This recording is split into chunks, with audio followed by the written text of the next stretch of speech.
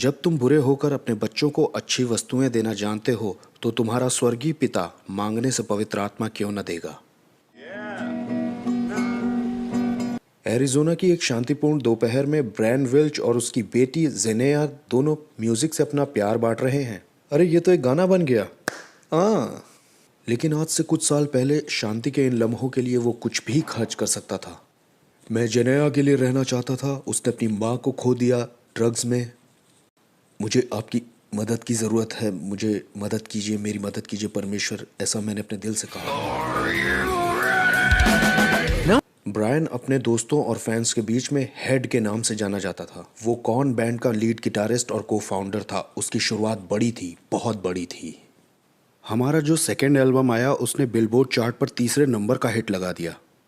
जो तीसरा एल्बम आया उसकी 1 लाख कॉपीज हर हफ्ते बिक रही थी। हम ऊपर ही चढ़ते जा रहे थे। साउंड रिकॉर्ड कर रहा था कॉर्न और वीडियोस कर रहा था, बड़े बड़े शोज कर रहा था। इस बैंड की एक अनोखी धुन थी जिसे न्यू मेटल और अल्टरनेटिव रॉक का मिला जुला रूप कहा जाता था। बेकर्सफील्ड कैलिफोर्निया से इन 5 दोस्तों ने छलांग लगाई जो सुपर स्टारडम की थी।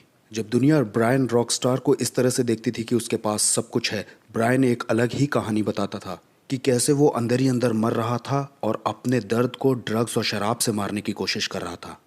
मैं बहुत पीता था, सड़क पर जा कर के पिया करता था और लोगों से ऐसे कहता कि अरे आओ पार्टी करते हैं, और हर एक दुख तकलीफ को मैं बस दरी के नीचे डालता छुपाता जा रहा था। देखने से ऐसा लग रहा था कि म्यूजिक पे कोई फर्क नहीं पड़ रहा है, लेकिन शादी पर बहुत बड़ा फर्क पड़ रहा था। मैं घर जाता और मैं और मेरी एक्स वाइफ ड्रग्स लेते और लड़ाई करते थे और ये कॉर्न ऊपर ही चढ़ता जा रहा था। ब्रायन ने कई बार ड्रग्स छोड़ने की कोशिश की थी, लेकिन उससे लड़ने की शक्ति उसमें नहीं थी।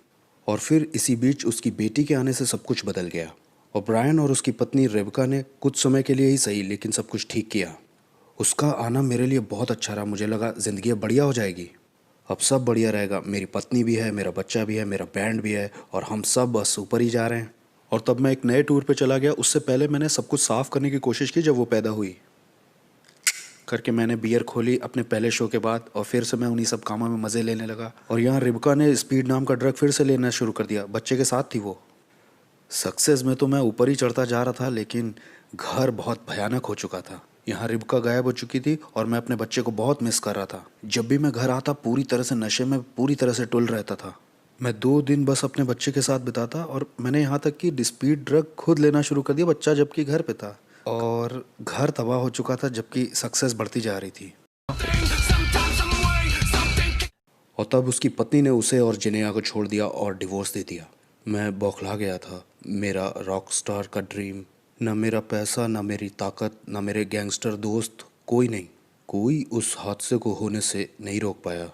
आखिर में उसे अपने बच्चे की कस्टडी मिल गई, लेकिन एक कश्मकश उसकी ज़िंदगी में शुरू हो गई। वो अपने बच्चे का बहुत ध्यान रखना चाहता था, इसलिए वो वाइल्ड पार्टी लाइफ जो कॉर्न की थी उससे उसे बचाना चाहता था। तुम कैसे छोड़ सकते हो एक बड़े बैंड को जो जो कि सबसे बड़ा रॉक बैंड हो, जिसने संगीत को ही बदल कर रख दिया हो। मैं ऐसा था कि कैसे कैसे छोड़ सकते हो। लेकिन मैं अपनी बेटी के पास भी ना रहूं, ऐसा कैसे कर सकता हूं मैं। जिस दौरान ब्रायन अपना फैसला लेने में पिसा जा रहा था, उसने ड्रग्स और शराब में अपने आप को डुबा दिया। और एक दिन उसने अपनी बेटी को कॉर्न का ही एक गाना गाते सुना। जब मैंने सुना कॉर्न का गाना गाते हुए जनेया को, जिसके शब्द के मायने हैं कि पूरा दिन मैं सेक्स के बारे में सोचता हूँ, ये एक पार्टी सॉन्ग था और वो इसे गा रही थी। उसे नहीं मालूम था कि वो क्या गा रही है। वो मेरे लिए ऐसा था कि मैं क्या कर रहा हूँ अपने बच्चे के साथ। मैंने महसूस किया कि मैं एक लूज़र हूँ, दुनिया का सबसे बड़ा लूज़र। और यही वो समय था मैंने पहली बार सोचना शुरू किया कि मैं इस बच्चे के लिए अच्छा नहीं हूँ। इसी समय के दौरान ब्रायन रियल एस्टेट में चला गया अपने 2 पार्टनर्स के साथ, जो कि क्रिश्चियंस थे। लेकिन उस दिन तक उन्होंने कभी अपने विश्वास से उससे परेशान नहीं किया था। एक पॉइंट आया था जब आप उन तक पहुंचे। क्या हुआ क्या था कि आप उन लोगों तक पहुंचे? क्योंकि आपको मालूम था कि वो क्रिश्चियंस हैं। मैं नहीं, बल्कि वो मुझ तक पहुंचे थे। ईमेल के जरिए से ब्रायन ने उन्हें बताया कि कैसे उसकी ज़िंदगी बिखर रही है और उनमें से एक ने बाइबल की एक वर्स के साथ जवाब दिया, हे बोझ से थके हुए लोगों, मेरे पास आओ, मैं तुम्हें आराम दूंगा।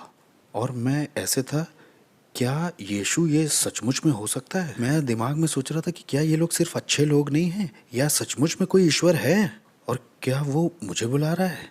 और मैं ऐसे था, मैंने उस आयत को देखा और मैं सिर्फ ईमानदार रहना चाहता था। और आखिर में ब्रायन उनके साथ चर्च में गया, तो हम साथ में चर्च गए और फिर संगीत शुरू हुआ और यहाँ से बहुत सारे लोग उठ के सामने जाके प्रार्थना करने लगे एक दूसरे के लिए। मैंने कहा बड़े अजीब लोग हैं, लेकिन मैं खिंचा जा रहा था, मुझे कुछ लग रहा था हो रहा है। वहाँ उन्होंने कहा कि कोई यीशु को कबूल करना चाहता है। मैं अपने आप ऐसे बोला हाँ। और फिर मैंने प्रेयर की और मैं घर आया, $100 का एक नोट निकाल के एक लंबी लाइन बनाई स्पीड ड्रग की और उसको अंदर सूंघ के खींच लिया। और मैंने कहा, मुझे अच्छी तरह से याद है मैंने क्या कहा, मैं पूरी ईमानदारी से बोल रहा था और मैंने कहा प्रभु अगर आप सचमुच हैं जैसा उस आदमी ने कहा था तो प्लीज़ ये ड्रग्स मुझसे ले लीजिए, मैं इसे छोड़ना चाहता हूँ, मैं पीना भी चाह रहा हूँ और रुक भी नहीं पा रहा हूँ। ब्रायन स्पीड ड्रग को सूंघता रहा और 1 हफ्ते तक बाइबल पढ़ता रहा सवालों के जवाब पाने के लिए। और एक दिन और मैंने एक बहुत शांतिपूर्ण उपस्थिति को महसूस किया। हर जगह मेरे रोंगटे खड़े हो गए और मैं कांप रहा था। पहली चीज़ जो मैंने महसूस की, आई लव यू। और मैं ऐसे था कि पिता, मैं बिल्कुल जम गया था, पिता। और मैं ऐसे था, ये परमेश्वर है। और फिर ये एहसास चला गया, लेकिन वो था बहुत सच्चा और उसने मेरे उस नशे के ऊपर काबू कर लिया। और जब मैं गया फिर से ड्रग्स लेने के लिए तो मेरा माइंड कह रहा था वो बस ड्रग्स का असर था, वो रियल नहीं था, वो ईश्वर भी नहीं था। तो मैंने फिर से सारी रात ड्रग्स लिया। और जब मैं अगले दिन सो के उठा और मेरे अंदर ये फीलिंग आ रही थी बार बार कि मैं अपनी बाइबल तक जाऊं, मैंने उसे खोला और उंगली रखी और वहाँ लिखा था जो प्राणी पाप करे वही मर जाएगा। और ये मेरे लिए ऐसा था और मुझे तुरंत ऐसा लगा कि परमेश्वर मुझसे कह रहे हैं कि कल रात मैंने तुम पर अपने आप को प्रकट किया, अब समय है तुम्हारे ड्रग छोड़ने का और ये सब खत्म करने का। और मैं ऐसे था कि ओ, और डर ने मुझे बिल्कुल पकड़ लिया था। मैं गया और मैंने अपने सारे ड्रग्स लेकर के टॉयलेट में फेंकना शुरू कर दिए और ऐसे कहा I am done father, I am done, मैं आपका हूँ, मैं आपका हूँ। और बस वहीं मैंने लास्ट टाइम ड्रग्स लिया था। जो इतने लंबे समय से ड्रग्स ले रहा हो उसकी ज़िंदगी में ये सबसे बड़ी बात है। ये तो चमत्कार है। और तब उसी समय ब्रायन ने 2005 में अपना कौन से रिश्ता तोड़ दिया और संगीत जगत को एक झटका दे दिया। और दूसरी तरफ ब्रायन ने यर्दन नदी में बपतिस्मा लिया और अपना नया सफ़र शुरू किया। अच्छा, कैसा लगा आपको कौन से निकलने के बाद? मैं सच आपको बता रहा हूँ, परमेश्वर सचमुच में है। उसने अपने आप को मुझ पर प्रकट किया था और वो बार बार प्रकट करता रहा और मैंने उसकी उपस्थिति को अपने घर में महसूस किया है।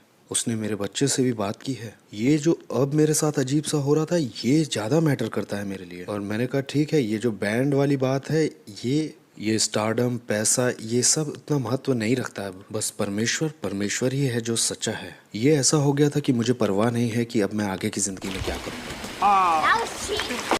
ब्रायन ने एक पिता की जिम्मेदारी को आज बहुत अच्छी तरह से समझ लिया है और अब जिनेया अपने पिता के मुंह से गंदे गानों के लिरिक्स छोड़कर यीशु मसीह के प्यार के बारे में सुनती है। और ब्रायन का म्यूजिक करियर भी एक नई दिशा की ओर चल पड़ा है और अब ब्रायन ऐसे प्रोजेक्ट्स पे काम करता है जो पिता के प्रेम के विषय में बताते हैं, ना कि सेल्फ डिस्ट्रक्शन के।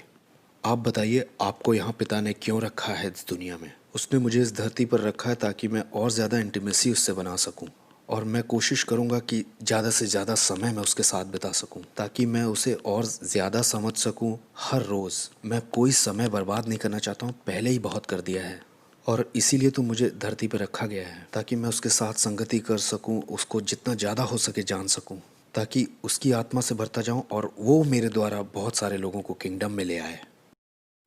जिसके कान हो वो सुन ले और जिसकी आंखें हों वो देख ले।